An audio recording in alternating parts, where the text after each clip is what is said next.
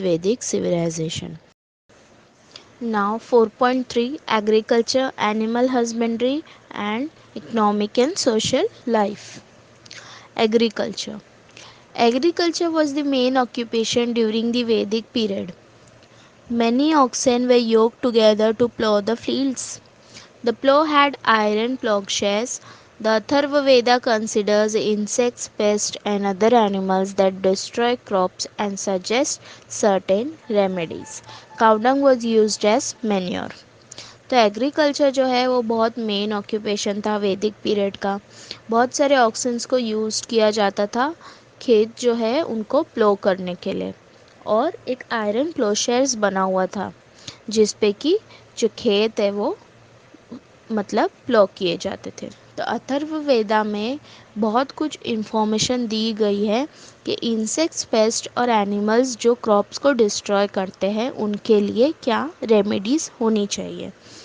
Cow dung को as a जो खाद कहते हैं ना हम लोग, वैसे उस तरह से उस टाइम पे यूज़ किया जाता था। Okay. During the Vedic period, animals like horses, cows, and dogs had special importance. Cows were used as means of exchange. That is why cows were highly prized. तो वैदिक पीरियड में animals like horses, cause and dogs ये सब बहुत importance रखते थे। Cows exchange भी किए जाते थे, इसलिए काउ का उस टाइम से बहुत प्राइस रहा था। People took special care to ensure that their cows would not be stolen. लोगों को अपनी काउस पर ध्यान रखना पड़ता था कि काउ कोई चुरा न ले। The horse was valued because of its speed. Horse क्यों वैल्यू करता था? उसकी स्पीड की वजह से, क्योंकि स्पीड हॉर्स पे ही लोग जो है हर जगह आया जाया करते थे, और हॉर्स की स्पीड बहुत ज़्यादा होती है, इसलिए हॉर्स की वैल्यू उसके स्पीड से होती थी। The Vedic people were skilled in taming the horses and harnessing them to the chariots. तो वैदिक पीपल जो थे वो लोग स्किल करते थे, हॉर्स को बहुत ज़्यादा डोमेस्टिकेट करके उसको सब कुछ सिखाते थे, और चैरियट्स को कैसे यूज़ करना है ये भी ट्रेन किया करते थे। Chariots in the Vedic period had spoked wheels which are lighter than solid wheels. तो चैरियट्स जो थे वो स्पोक्ड व्हील्स की तरह होते थे, कोई सॉलिड ऐसे मतलब लाइट हुआ करते थे। The horse drawn and spoked wheels chariots of the Vedic period were swift and speedy. तो ये जो चैरियट थे ये बहुत ही स्विफ्ट चलते थे और बहुत स्पीड के साथ चला करते थे। नीचे फिगर में देखो एक दिया हुआ है चैरियट, इस तरह से वो चैरियट हुआ करते थे। Okay. In this period, apart from agriculture and animal husbandry, several other occupations had also flourished. Artisans and people practicing various occupations were an important part of the social system. तो इस time पर agriculture और animal husbandry तो चल ही रहा था, लेकिन और भी बहुत सारे ऑक्यूपेशंस थे जो कि फ्लरिश हो रहे थे। आर्टिसंस जो थे वो लोग डिफरेंट डिफरेंट ऑक्यूपेशंस जो है उस पर काम कर रहे थे, और ये एक इम्पॉर्टेंट पार्ट बन चुका था सोशल सिस्टम का। They formed independent organisation known as shrenis और guilds. The head of the guild was known as shreshthi. However slowly the status of skilled artisans became secondary. तो ये जो आर्टिसंस हुआ करते थे ये लोग छोटे छोटे इंडिपेंडेंट ऑर्गेनाइजेशंस बनाते थे जिसको कि श्रेणीज या फिर गिल्ड्स कहा जाता था, और जो श्रेणीज और गिल्ड का जो हेड होता था उसको श्रेष्ठी कहा जाता था। लेकिन धीरे धीरे the status of skilled artisans जो था ये सेकेंडरी हो गया, इसको इतना इम्पोर्टेंस जो है ये नहीं दिया गया। During this period, there were four Varnas: Brahmin, Kshatriya, Vaishya, and Shudra. A Varna was determined by the occupation of the people. In the later period, the Varnas came to be determined on the basis of birth.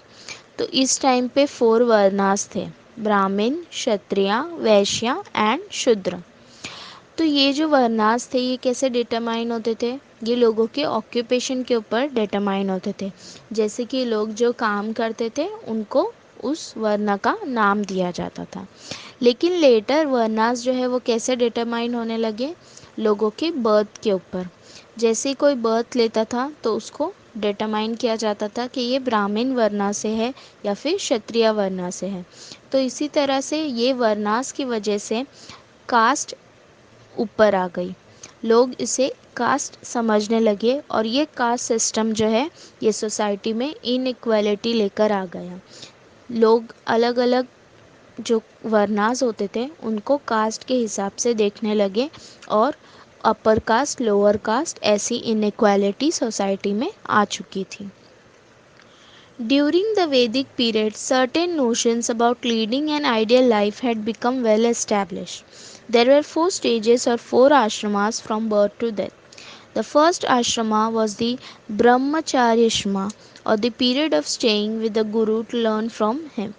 वैदिक period में बहुत सारे idol life जीने के लिए ऐसे notions establish हो गए और हर नोशंस में मीन्स 4 स्टेजेस लाइफ के बताने लगे कि जैसे 4 आश्रमास है फ्रॉम बर्थ टू डेथ। तो फर्स्ट आश्रमा जो थे वो थे ब्रह्मचार्य आश्रमा। उसका मीनिंग था कि हमें हमारे जो गुरु है उनके पास बैठकर उनके साथ रहकर उनसे बहुत कुछ सीखना है। Okay. The next stage after the successful completion of Brahmacharya Ashrama was Grihastha Ashrama. It was expected that during this period a man would carry out his duties towards his family and society with the help of his wife. तो ब्रह्मचार्य आश्रमा के बाद second stage है गृहस्थ आश्रमा, जिसमें कि man को अपनी जो भी ड्यूटीज़ होती है उसकी फैमिली की तरफ वो कंप्लीट करनी है उसकी वाइफ की हेल्प लेकर। The third stage was vanaprastha ashrama, when a man was expected to detach himself from the household, retire to a solitary place and lead a very simple life. तो थर्ड स्टेज में man को क्या करना होता है, खुद को डिटैच मतलब अलग करना होता है हाउस से और एक आइसोलेटेड प्लेस में जाकर बहुत ही सिंपल लाइफ जीनी होती है। The fourth stage was the sannyas ashrama. At this stage, the convention was to renounce all relations, lead life in order to understand the meaning of human life and not stay in one place. तो fourth जो है वो है संन्यास आश्रमा, जिसमें कि सारे relations को तोड़ना पड़ता है और एक सिंपल सी लाइफ जीना पड़ता है ये अंडरस्टैंड करने के लिए कि ह्यूमन लाइफ कैसी होती है और एक जगह पर नहीं रहना होता है। Okay. 4.4 Religious Ideas. In the religious ideas of the Vedic period, forces of nature such as the sun, wind, rain, lightning, storms, and rivers were given in the form of deities. तो religious ideas जो वैदिक period में थे उसमें nature के जो forces थे जैसे कि सन, विंड, रेन, लाइटनिंग, ये सबको एज अ डाइटी देखा जाता था, मतलब एज अ गॉड इनको डिवोट किया जाता था as a god. Vedic compositions pray them to become life-giving forces. The Vedic people put offerings into the yajna fire to please them. These offerings were called Havi. Yajna is the act of offering Havi into fire. Initially, the Yajna rites were simple. Later on, the rules of Yajna became harder and harder. The importance of priests went on increasing. तो ये जो offerings थी वैदिक people की, ये लोग यज्ञ में हवी करके जो ऑफरिंग्स थे उनको डाला करते थे। इनिशियली ये जो यज्ञ थे ये बहुत सिंपल हुआ करते थे, लेकिन धीरे धीरे जैसे कि हवी जो है वो किया गया तो रूल्स बनने लगे, बहुत हार्ड रूल्स होने लगे यज्ञ के टाइम पे, जिससे कि प्रीस्ट जो है उनके डिमांड बढ़ने लगा और प्रीस्ट की जो इम्पोर्टेंट है वो भी बहुत बढ़ गई। Okay. People in the Vedic period had thought about how the natural phenomena occur. Summer is followed by the rainy season and the rainy season by winter. This is a regular cycle in nature. तो वैदिक period के time पे जो लोग थे वो लोग natural phenomena के बारे में बहुत सोचते थे। उन्हें पता था कि समर के बाद में रेनी सीज़न आता है और रेनी सीज़न के बाद विंटर सीजन आता है, और ये रेगुलर साइकिल है नेचर की। The cycle in nature and the life cycle that moved with it were termed by the Vedic period as ऋता। तो ये साइकिल को वैदिक पीरियड में ऋता कहा जाता था। All living beings is a part of the cycle in nature. तो जितने भी लिविंग बींग्स हैं उनकी लाइफ ये पार्ट ऑफ द साइकिल में है। Disturbance in the cycle of nature leads to calamities. और ये साइकिल में अगर कोई भी डिस्टर्बेंस आता है तो उससे कैलामिटीज़ आती है। Calamities like earthquake, flood. तो ये सब कुछ अगर नेचर को कुछ भी डिस्टर्बेंस होता है तो होता है। Everyone should be careful not to let it happen. तो सबको ये ध्यान रखना चाहिए कि हम लोग नेचर को डिस्टर्ब ना करें जिससे कि कोई भी कैलामिटी हो और हमें ही नुकसान हो। Nobody should break the laws of nature. किसी को भी जो भी लॉज होते हैं नेचर के वो तोड़ने नहीं चाहिए। It was believe that following this rules was to follow dharma. Vedic people का, वैदिक टाइम में जो लोग होते थे उनको नेचर से बहुत प्यार था, और वो रूल्स को अगर कोई तोड़ता था तो वो ठीक नहीं होता था, और रूल्स को फॉलो करना ही उनका धर्म था। Okay. 4.5 Political system. In the Vedic period, each village had a head known as Gramani. A group of villages formed a Vish whose head was called Vishpati. तो वैदिक पीरियड में हर एक विलेज का जो हेड होता था उसको ग्रामनी कहा जाता था, और ग्रुप ऑफ विलेजेस एक विश बोला जाता था जिसके हेड को विशपति कहा जाता था। Several wish formed a jana. Later, when the jana settled into a specific region, it came to be known as a janapad. तो जब बहुत सारे ग्रुप ऑफ विलेजेस एक जगह पर सेटल हो जाते थे तो वो जितने भी विश थे उनको जना कहा जाता था, और जना जब एक स्पेसिफिक रीजन में सेटल हो जाते थे तो उसे जनापद कहा जाता था।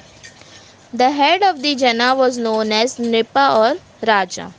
तो जो ये हेड होता था इस जना का उसे या तो निपा कहा जाता था या राजा। The main duties of the king were to protect the people, collect taxes and run the administration efficiently. तो मेन ड्यूटी क्या होती थी किंग की? लोगों को प्रोटेक्ट करना, टैक्स कलेक्ट करना और एडमिनिस्ट्रेशन को एफिशिएंटली रन करना। Okay. In order to run the administration smoothly, the king appointed various officers. The Purohit, that is priest, and the Senapati of the army were officers of special importance. तो administration को run करने के लिए king अकेले काफ़ी नहीं था, इसलिए उसको कुछ ऑफिसर्स अपने साथ रखने होते थे। तो फर्स्ट होता था पुरोहित, जो कि एक कोई भी प्रीस्ट होता था, मीन्स कोई साधु होता था। सेकंड सेनापति ऑफ द आर्मी। तो ये दो लोग जो है वो उसे किंग को चाहिए होते थे एडमिनिस्ट्रेशन को रन करने के लिए। The officer who collected the taxes was known as bagdud. तो जो ऑफिसर टैक्स कलेक्ट करता था उसे बगदूद कहा जाता था। Bug means share. The person who collected the king's share of the produce of a jana was called Bagdu. There were four institutions who guided the king: Sabha, Samiti, Vidhat and Jana. तो इसमें 4 institutions थे जो king को guide करते थे, जिनका नाम था सभा, समिति, विधत एंड जना। The people of the state participated in their working. Women too participated in the working of Sabha and Vidhat. The Sabha consisted of senior citizens of the state, whereas the Samiti was a general body of the people. तो जो people थे state के वो अपने काम में लग जाते थे। वुमेन भी इस काम में हिस्सा लेती थी, जैसे कि सभा और विदत में वुमेन का भी काम होता था। तो सभा में बहुत सारे सीनियर सिटीजन्स होते थे जो कि स्टेट को रन करते थे, और समिति जो होती थी वो एक general body of the people, मतलब उसमें जनरल लोग हुआ करते थे। Later on in the Vedic thought Smriti and Puranas were composed. After a period of time the religious stream based on the Vedas, Smritis, Puranas and local traditions came to be known as Hinduism. तो वैदिक thought के बाद में जब स्मृति और पुराणास भी compose हुए, तो बहुत टाइम के बाद में Vedas, Smritis, Puranas and local traditions, ये सब हिंदुइज्म को डिफाइन करने लगा। Along with the Vedic stream, there were other religious trends which took a different position from the Vedic one. Regarding yajna rites and the varna system, we will learn more about them in the next chapter. तो वैदिक stream के साथ में बहुत सारे religious trends भी आने लगे, और फिर यजना राइट्स और वर्ना सिस्टम जो है उसके रिलेटेड भी बहुत सारे रिलीजन, कास्ट और डिफरेंट पोजीशन सोसाइटी में आने लगे, जिसके बारे में हम लोग नेक्स्ट चैप्टर में पढ़ेंगे। Okay, so lesson number 4 of history is finished now.